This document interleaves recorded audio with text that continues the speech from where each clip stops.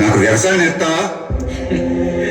ఇందాకే చెప్పాను కదా బాబు, ఒక్కసారి మట్టిలో కాలు పెడితే ఆ భూదేవి తల్లి లాగేసుకుంటది.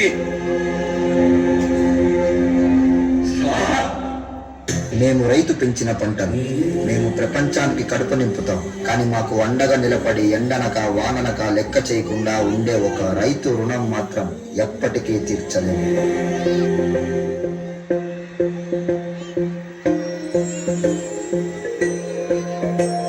ఇదే కదా ఇదే కదా కదా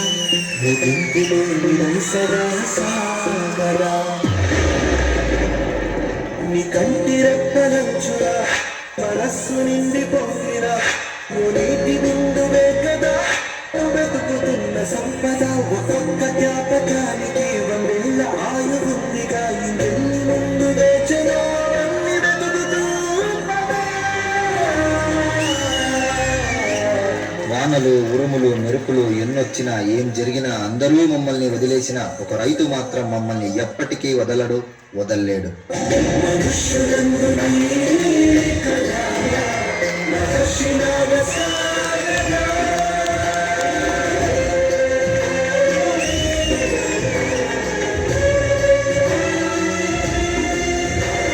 సూర్యుడి వేడికి నీళ్లు లేక మనం ఎండిపోయే సమయానికి మనకు నీళ్లు పూసి ఊపిరి ఇచ్చింది రైతు ఒక్కడే.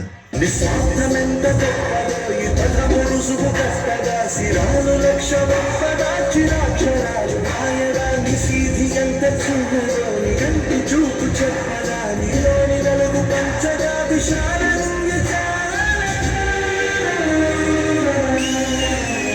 మనుష్యులందు కదా మహర్షిలాగా సాగదా మనుష్యులందు కదా మహర్షిలాగా సాగదా.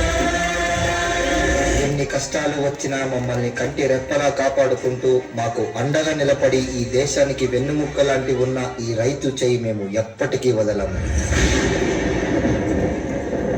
కన్ను కన్ను నిసిరిమో వల్లే చినుకేరి చేరగా జల్లు జల్లు మని పులకింతల్లు పుడమే పాడగా మరి వీళ్ళు ఎత్తి కరివన్ని మానవాణాలని వీళ్ళ మనసు పడగళ్ళు నాకి కడగళ్ళు తీరని చలివాన జాడతో ఈ వేళ జన జీవితాలు చురుంచేలా కాలసీమలో ఈ వేళ రతనాల ధారలే కురిసేలా చలివాన జాడతో ఈ వేళ జన జీవితాలు చురుంచేలా కాలసీమలో ఈ వేళ రతనాల ధారలే కురిసేలా.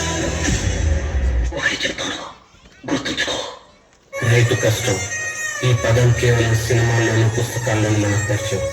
కానీ వాళ్ళెవరో, వాళ్ళ జీవితాలు ఏంటో మనకు తెలియదు, అవసరం కూడా లేదు కదా. డబ్బులు ఇస్తే మన నోటి దాకా ముట్టొచ్చి పడుతుంది. అవే డబ్బులు మేమిస్తాం పండించండి అని రైతులందరూ పండించడం ఆపేస్తే ఆకలితో చచ్చిపోతాం మనం. సిటీ బ్రతుకులే కష్టం అనుకుని బ్రతుకుతున్నాం. వాళ్ళలాగా ఒక్కరోజు కూడా కష్టపడలేము. కుటుంబంలో ఒకరు చనిపోతే ఆ కుటుంబానికి శోకం. అదే ఒక రైతు చనిపోతే దేశానికే శోకం. ఊరు, పొలం, విత్తనం పండించడం ఇవే ప్రపంచం అనుకుని బ్రతికే రైతుకి ఏమి ఇవ్వగలం? అవసరమైనప్పుడు మన సహకారం తప్ప. అప్పుడు ఏ రైతు ఆత్మహత్య చేసుకోడు.